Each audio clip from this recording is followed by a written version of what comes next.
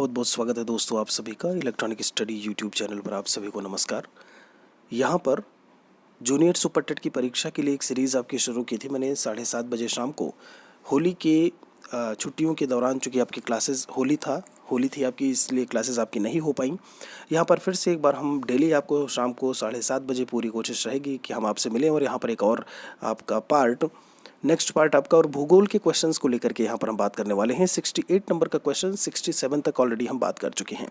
68 में आपसे पूछा है कि निम्नलिखित में से किन जिलों में भारत की सबसे बड़ी अभ्रक यानी कि माइका की श्रृंखला या मेखला या माइका सीरीज बोल लो ऐसे में देखने को मिलती है या पाई जाती है। बालाघाट, छिंदवाड़ा है, उदयपुर, अजमेर, अलवर है, हजारीबाग, गया या मुंगेर है, या फिर आपसे कहा है सलेम और धर्मपुरी। यहाँ पर अगर मैं माइका को लेकर के बात करूँ कि माइका की मेखला या अभ्रक की मेखला सबसे बड़ी जो है किस जिले में देखने को मिलती है भारत में, तो ये है जब हम बात करते हैं झारखंड का इलाका। यहाँ पर आपका हजारीबाग झारखंड और बिहार का, तो हजारीबाग, गया और मुंगेर आपको देखने को मिलेंगे। करेक्ट आंसर आपका यहाँ से सी हो जाएगा। एक और सवाल है आपका 69 में क्या पूछा है आपसे, कहते हैं कि यूएसए के वृहत मैदान में प्रवाहित होने वाली गर्म शुष्क एवं धूल भरी पवन को क्या कहते हैं। ब्रिकफील्डर, आगे है ब्लैक रोलर करके बोला है, सिरोको या फिर मेस्ट्रॉल करके बोला है। यूएसए के वृहत मैदान में मतलब जब हम बात करते हैं great plain of the United states of America, वहाँ पर जो प्रवाहित होती है गर्म हॉट शुष्क, जब बात करो ऐसे में हवाओं को लेकर के या धूल भरी जो पवन या हवा होती है उन्हें हम क्या कहते हैं। 69 नंबर का दोस्त आपका जो आंसर आएगा वो होती है ब्लैक रोलर करके, इन्हें हम कहते हैं। तो 69 का करेक्ट आंसर आपका क्या होगा, बी। एक और सवाल है, बहुत बहुत स्वागत है जो क्लास में आ रहे हैं, गुड इवनिंग, नमस्कार, प्रणाम से 70 नंबर में क्या पूछा है आपसे, इनमें से जोड़ा कौन सा गलत है। लंदन जो है वो क्या थेम्स नदी के किनारे है, पेरिस डैन्यूब के किनारे, न्यूयॉर्क जो है हडसन के किनारे है, और जो दिल्ली है क्या वो यमुना नदी के किनारे है। आपसे ये इसमें सवाल इन्होंने पूछा है और आपसे कह रहे हैं कि इनमें से कौन सा पेयर जो है वो गलत है 70 नंबर के क्वेश्चन में। जब हम बात करते हैं फ्रांस की राजधानी पेरिस को लेकर के, जी हाँ आप यहाँ पर देख पा रहे होंगे, तो ये यहाँ पर आपको डैन्यूब नदी जो है वो फिलहाल के लिए देखने को नहीं मिलेगी। ध्यान दीजिएगा, थेम्स जो है वो लंदन नदी के किनारे है, हडसन जो है न्यूयॉर्क, ये सही है, यमुना दिल्ली सही है, लेकिन ये आपका जो है वो ऑप्शन गलत है। तो करेक्ट आंसर आपको जो 70 से देखने को मिलेगा वो बी मिलेगा। एक और सवाल है 71 में, कहते हैं कि वायु की गति सामान्यतः जिस यंत्र से मापते हैं उसे हम क्या कहते हैं। वायु की गति की बात की है, स्पीडोमीटर, विंड वैन करके है, बैरोमीटर है, या फिर एनीमोमीटर करके इन्होंने बताया हुआ है 71 नंबर में।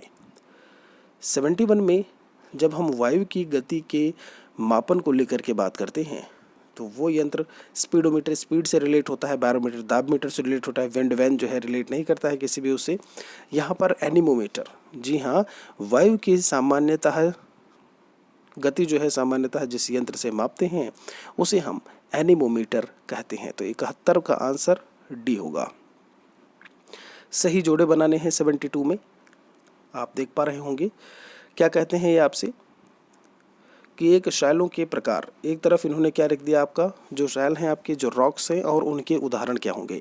जैसे अंतर्भेदीय आग्नेय शैल होते हैं आपके, इग्नियस रॉक्स को लेकर के इन्होंने बात कर ली, कुछ बहिर्भेदीय इग्नियस रॉक्स की बात कर ली, कुछ सेडिमेंट्री रॉक्स हैं और कुछ हैं आपके यहाँ पर रेजिडुअल करके आपने जो बोल लिया, और मेटामॉर्फिक।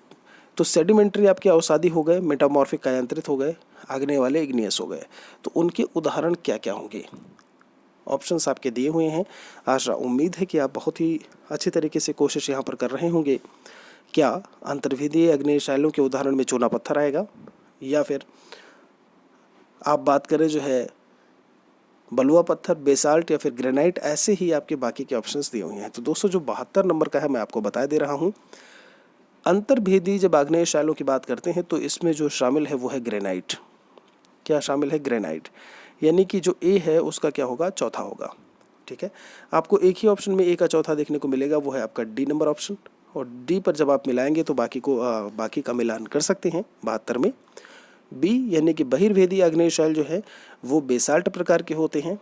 अवसादी जो शैल हैं वो बलुआ पत्थर है यहाँ पर, और कायांतरित में चूना पत्थर आपका देखने को मिलता है।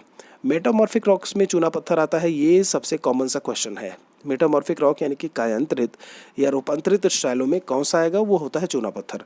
तो अगर आप वो भी कर लेते हैं डी का पहला, तो यही है, यही एक ऑप्शन है जहाँ पर डी का पहला दिया हुआ है। आगे चलते हैं 73 पर। निम्नलिखित में से किसमें चिनूक स्थानीय पवन चलती है? चिनूक स्थानीय पवन को लेकर के बात बोला है, प्रेरी, सवाना, पैम्पस या फिर बेल्ट मैदान बोला है। यहाँ पर चिनूक स्थानीय पवन यानी कि लोकल विंड जो चिनूक नाम है जिसका, वो कहाँ चलती है? सीधा सा क्वेश्चन है। 73 में जो करेक्ट आंसर आपका होगा वो प्रेरीज में होगा। प्रेरीज नॉर्थ अमेरिका की हवाएं होती हैं। प्रेरीज जो मैदान है आपके घास के मैदान, वो कहाँ पे पाए जाते हैं? North America. ठीक है, ये चीज़ ध्यान रखिएगा। तो आपका जो करेक्ट आंसर है वो यहाँ से पहला आएगा। नॉर्थ अमेरिका से चिनूक स्थानीय पवनें जो है वो रिलेट करती हैं। एक और सवाल है 74। वायुमंडलीय परतों में से कौन सी परत रेडियो प्रसारण में सहायता करती है? रेडियो प्रसारण में सहायता की बात की है। क्षोभ मंडल, मध्य मंडल, वायुमंडल या समताप मंडल? रेडियो परतों, जी हाँ, रेडियो वेव्स को वापस भेजने का काम पृथ्वी की सतह तक इनमें से कौन सी परत करती है? छोड़ सबको मैं आया बाहर, क्षोभ मंडल, समताप मंडल, मध्य मंडल, आयन मंडल और बहिर्मंडल। ये 5 प्रकार के जो मंडल हैं वो आपको वायुमंडल के भागों में देखने को मिलते हैं। 74 में जो आपका करेक्ट आंसर होगा वायुमंडल है। यहाँ से इसी वायुमंडल की बात जब हम करते हैं तो रेडियो प्रसारण की चूँकि बात की है इन्होंने, वहाँ से ये जो है जो सहायता करती हैं, या फिर आप ये बोल लो कि उनको वापस लाने का पृथ्वी पर। आगे चलते हैं एक और सवाल की तरफ। जनसंख्या घनत्व यानी कि पॉपुलेशन डेंसिटी का क्या मतलब है?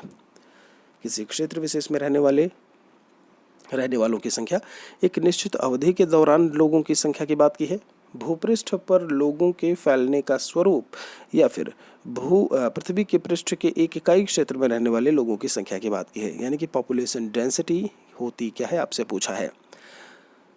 आपको मैं बता दूं, 1 किलोमीटर स्क्वायर आप कैसे लिखते हो? 1 किलोमीटर स्क्वायर में कितनी जनसंख्या, ध्यान दीजिएगा, कितनी जनसंख्या रहती है, या प्रति स्क्वायर किलोमीटर में कितनी जनसंख्या, प्रति वर्ग किलोमीटर में जितनी भी जनसंख्या देखने को हमें मिलती है वो होती है पॉपुलेशन डेंसिटी। तो देख रहे होंगे पृष्ठ के एक इकाई क्षेत्र में रहने वाले लोगों की संख्या, आप समझ रहे हैं, प्रति वर्ग किलोमीटर, ज़रूर ध्यान रखिएगा। तो करेक्ट आंसर आपका यहाँ से क्या आएगा? डी आएगा। उम्मीद है कि यही वाला आपका भी ऑप्शन रहा होगा। एक 76 में क्या पूछा है आपसे? कहते हैं कि पृथ्वी की सतह के निकट स्थित खनिजों को बाहर निकालने के लिए निम्नलिखित में से किस विधि का प्रयोग किया जाता है? जो भी मिनरल्स हैं उनकी माइनिंग के लिए किस विधि का हम प्रयोग करते हैं? आखनन करके है, कूप की खनन करके दिया हुआ है, कूप की या कूप जैसा जो खनन होता है, कुएं जैसा खनन, या विवृत खनन करके आपसे बोला है। हो सकता है आप फर्स्ट टाइम इस तरीके के क्वेश्चन को देख रहे हो। 76 को लेकर के अगर बात करें हम, 76 नंबर सवाल, तो 76 में ये जो है आखनन करके आपका एक विधि है, जिस विधि से हम क्या करते हैं कि पृथ्वी की सतह के निकट स्थित खनिजों को बाहर निकालते हैं। तो करेक्ट आंसर आपका यहाँ से 76 में पहला आएगा। किसके द्वारा वायुमंडल का प्रदूषण नहीं हो सकता है? वायुमंडलीय यानी कि जो भी एटमॉस्फेरिक पॉल्यूशन है वो हमें देखने को नहीं मिलेगा। हाइड्रोजन है, कार्बन मोनोऑक्साइड, सल्फर डाइऑक्साइड या फिर कार्बन डाइऑक्साइड। हाइड्रोजन की बात की है यहाँ पर 77 नंबर को लेकर के अगर हम बात करें, बिल्कुल सही है। कार्बन मोनोऑक्साइड देखते होंगे आप, जो है जो भी आपकी, अगर आप गाड़ियों को लेकर के बात करो, वहाँ से सल्फर डाइऑक्साइड, ये गैसेस किस तरीके से निकलती हैं, और जल के साथ में मिल करके जो सल्फर डाइऑक्साइड है वो सल्फ्यूरिक अम्ल बनाती है। कार्बन डाइऑक्साइड वो तो आप जानते ही हो अच्छी तरीके से कि हमारे यहाँ किस तरीके से पर्यावरण प्रदूषण और वैश्विक तापमान या वैश्विक उष्मन के लिए जिम्मेदार गैस। तो ऐसे में एक हाइड्रोजन जो गैस है वो कहीं से भी पर्यावरण प्रदूषण जो है वो नहीं फैलाती है। करेक्ट आंसर ए आएगा। आगे चलते हैं इसमें 78 में क्या कहते हैं कि जलीय प्रदूषण में कौन सा कारक जो है वो प्रमुख है? धुआं, औद्योगिक रसायन, अमोनिया या फिर साबुन। जलीय प्रदूषण की बात की है 78 नंबर में। यहाँ पर धुएं से जो धुआं है आपका वो कहीं ना कहीं एक, जब आप बात करते हो वायुमंडलीय प्रदूषण को लेकर के, उससे रिलेट कर रहा होगा। यहाँ पर जलीय प्रदूषण की बात की है। अमोनिया है एक आपका, साबुन दिया है, और औद्योगिक रसायन। सबसे ज़्यादा अगर मैं बात करूँ, जो इन्होंने कारक प्रमुख पूछा है, तो जो हमारे इंडस्ट्रीज़ होती हैं उनसे जो भी केमिकल्स बाहर निकलते हैं वो कहीं ना कहीं जल के माध्यम से आगे बढ़ करके प्रदूषण फैला रहे होते हैं। तो इसमें जो करेक्ट आंसर होगा वो क्या होगा? बी होगा। एक और सवाल है 79, लिखे हैं कि गत वर्षों में उत्तर भारत में बाढ़ की घटनाएं बढ़ने लगी क्योंकि। अब ये चीज़ ध्यान दीजिएगा कि अब ऐसा तो है नहीं कि आपका बाढ़ की घटनाएं बढ़ने लगी और ये कोई रिसेंट सवाल है, लेकिन ऐसे में उत्तर भारत में बाढ़ की घटनाएं बढ़ने लगी तो आपको खुद से ध्यान करना है कि आखिर ऐसा क्यों हुआ होगा। बांधों में सिल्टिंग दर बढ़ गई, सिल्टिंग रेट। तटीय नदियों के तटीय भागों में वन जो है वो नष्ट हो गए। अधिकाधिक भूमि का कृषि में उपयोग हुआ है या फिर वार्षिक वर्षा की जो मात्रा है वो बढ़ी है। 79 नंबर क्वेश्चन। अगर यहाँ पर बात की जाए तो बाढ़ की घटनाओं के लोग को लेकर के जब जब हम बात करते हैं कि बाढ़ की घटनाएं ऐसे में क्यों बढ़ी हैं, और वो भी तटीय इलाकों में, चूँकि उत्तर भारत में ऐसे में जो चीज़ें देखने को मिलती हैं वो ये हैं कि जो फॉरेस्ट हैं वो ख़त्म हुए हैं कहीं ना कहीं। आप देखेंगे यहाँ पर जो सबसे मेन एक रीज़न देखने को आपको मिलेगा 79 नंबर में, वो आपको करेक्ट आंसर में बी देखने को मिलेगा। आगे चलते हैं। 80 नंबर में क्या कहा है, कृषि उत्पादन को बढ़ाने के लिए क्या उपयोगी नहीं है। अगर हम एग्रीकल्चरल प्रोडक्शन को इंक्रीज एनहांस करना चाहते हैं तो which one is not important या विच वन इज़ नॉट, जो भी आप कह लो ऐसे में जो हमारे लिए उपयोगी नहीं है। कृषि में यांत्रिकीकरण करना, उर्वरक प्रयोग में बढ़ोतरी, सिंचाई की क्षमता में विस्तार करना या फिर जंगल काटना। कृषि उत्पादन बढ़ाने के लिए सही नहीं है, इसमें तो आपको कुछ बताने की ज़रूरत ही नहीं है। जी हाँ, बहुत अच्छे से आप आंसर कर रहे हैं यहाँ पे। अगर मैं बात करूँ उत्पादन को बढ़ाने को लेकर के तो जंगल काटना कहीं से भी इससे रिलेट नहीं करेगा। आपका करेक्ट आंसर यहाँ से क्या आएगा, डी आएगा। 81 की बात कर लेते हैं। 81 में कहते हैं निम्नलिखित में से किस राज्य की सीमा बांग्लादेश से नहीं मिलती। मणिपुर, मिजोरम, मेघालय और त्रिपुरा बांग्लादेश से नहीं मिलती है। अगर बांग्लादेश के साथ में भारत की सीमा को लेकर के बात की जाए तो 4096.7 या 6 कहीं लिखा होता है किलोमीटर की जो है बाउंड्री, यानी कि सबसे जो लार्जेस्ट बाउंड्री है वो बांग्लादेश के साथ में भारत की बाउंड्री देखने को मिलती है। और ऐसे में कहते हैं कि इनमें से कौन सा स्टेट जो है वो आपका सीमा रेखा नहीं बनाता है। 81 में आपको देखने को मिलेगा यहाँ से कि मणिपुर वहाँ पर आपका जो है वो सीमा रेखा नहीं बना रहा होता। तो करेक्ट आंसर ये आएगा। 82 में क्या कहते हैं, निम्नलिखित में से किस कटिबंध पर वर्ष में कम से कम एक बार दिन तथा रात्रि की लंबाई जो है वो 24 घंटे की अवधि की होती है।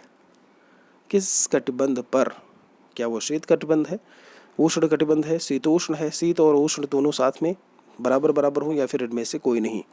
तो 82 में अगर हम बात करें तो ये कहते हैं कि कम से कम एक बार दिन हो और रात्रि की जो लंबाई है वो 24 घंटे की अवधि की होती है। और ये जो प्रॉपर्टी, ये जो गुण देखने को मिलता है वो शीतोष्ण कटिबंधीय क्षेत्रों में देखने को मिलता है। तो करेक्ट आंसर यहाँ से जो है वो सी आएगा। एक और सवाल है 83 में, कहते हैं पूछा है आपसे कि इनमें से फॉल्स स्टेटमेंट कौन सा है। परत अपर्दन में गहरी नालियाँ बन जाती हैं। अपर्दन वही इरोजन की बात की है यहाँ पर इन्होंने कहीं ना कहीं। चीका मिट्टी में जो कण हैं बहुत महीन होते हैं, बहुत छोटे छोटे होते हैं। काली मिट्टी को रूसी भाषा में चरनोज़म कहा जाता है और ज्वालामुखी क्रिया से बनने वाली मिट्टी ज्वालामुखी मिट्टी कहलाती है। 83 नंबर में आपसे ये पूछा है कि इसमें से फॉल्स स्टेटमेंट क्या आएगा। आपको मैं बता दूं, परत अपर्दन की बात की है। तो परत अपर्दन में क्या होता है, जो परतें होती हैं वो उसमें धीरे धीरे कट रही होती हैं, गहरी नालियाँ नहीं बनती हैं। ये चीज़ ध्यान रखिएगा, जो मिट्टी की परत है वो ऊपर से हल्की हल्की कट रही होती है और कट कट के बह रही होती है। वहाँ पर हम ये नहीं बोलेंगे एक शैलो कहीं ना कहीं जो एक इरोजन है वो देखने को मिल रहा होगा। कहीं डीप इरोजन या डीप जो आपकी नालियाँ हैं वो हमें देखने को नहीं मिलेंगी। तो जो गलत है वो है पहला, बाकी चीज़ें सही हैं। जो भी यहाँ पर बोला है कि काली मिट्टी को रूसी भाषा में चरनोज़म कहते हैं, चिका मिट्टी में कण महीन होते हैं, और बाकी लास्ट ऑप्शन पनामा नहर 84। जो पनामा नहर है किसको जोड़ती है, अटलांटिक महासागर को हिंद महासागर से, कैरेबियन महासागर को मैक्सिको की खाड़ी से, प्रशांत महासागर को अटलांटिक महासागर या फिर प्रशांत महासागर को हिंद महासागर से जो है वो जोड़ती है। जो पनामा नहर है उसके बारे में आपसे पूछा है। जैसे भूमध्य सागर और लाल सागर यानी कि मेडिटेरेनियन सी एंड रेड सी को कहीं ना कहीं जो स्वेज नहर है, स्वेज कैनाल, वो जोड़ रही होती है। 84 में जो आपका आंसर आएगा वो है प्रशांत महासागर और अटलांटिक महासागर। ध्यान रखिएगा, पैसिफिक ओशियन और अटलांटिक ओशियन को जो है वो पनामा कैनाल जोड़ रही होती है। तो आपका करेक्ट आंसर जो है वो सी होगा। 84 का सी। 85 की बात कर लेते हैं। पद भेड़, पीठ, शैल या फिर जिसे हम रॉस मुटॉन करके बोलते हैं, निम्नलिखित में से किस एक से संबद्ध है, जुड़ा हुआ है? यह एक टर्म है, कौन सा? भेड़, पीठ, शैल या फिर हम रॉस मुटान करके बोलते हैं। वायुड़ प्रक्रिया, ये कोई नदीय प्रक्रिया से है, आपका वायु से रिलेटेड, नदी के उससे रिलेटेड है। हिम नदीय यानी कि जो आपके ग्लेशियर्स होते हैं उनसे, या अपक्ष जो डेनुडेशन प्रकार की जो चीज़ें होती हैं, या पर्दन, या फिर आप ये कह लो कि उनसे रिलेट करते हैं। 85 में 85 नंबर की जब हम बात करेंगे तो यहाँ पर जो ये भेड़, पीठ, शैल करके दिया हुआ है, जो ग्लेशियर्स होते हैं, ध्यान दीजिएगा, जो ग्लेशियर्स यानी कि जो हिमनद होते हैं उनसे रिलेट कर रही होती एक प्रक्रिया होती है। तो करेक्ट आंसर आपका क्या आएगा? यहाँ से सी आएगा। तो दोस्तों यहाँ तक फिलहाल हम रुकेंगे यहीं पे अभी 85 नंबर क्वेश्चन पे। उम्मीद है कि यहाँ तक जो भी क्वेश्चंस मैंने आपको बताए हैं वो आपको समझ में आए होंगे। एक और वीडियो में हम आपसे जल्दी ही मिलेंगे। ध्यान दीजिएगा, आप अनअकैडमी प्लस में भी ज्वाइन कर सकते हैं। थोड़ा सा मैं बता दे रहा हूँ कोर्सेज़ को लेकर के। तो आपका ये कोर्स इस समय आप देख पा रहे होंगे, ये यूपी टेट 2021 एक कंप्लीट बैच कोर्स है आपका। इसमें जो सोशल स्टडीज़ सब्जेक्ट है मेरा, वो मैं पढ़ाना शुरू करूँगा 1 मई से। यूपी टीईटी पेपर 2 में जो पढ़ना चाहते हैं वो आ सकते हैं। एक मेरा रेफरल कोड है, वो बिल्कुल से आप मत भूलिएगा, वो है MAHESH महेश YT। अगर आप इसे यूज़ करते हैं तो आपको 10% का डिस्काउंट मिल जाएगा। लिंक में डिस्क्रिप्शन में आपको जो है डिस्क्रिप्शन में लिंक मिल जाएगी, वहाँ से अधिक जानकारी के लिए आप जान सकते हैं। मिलते हैं आपसे एक और वीडियो में जल्दी ही। Thanks for watching.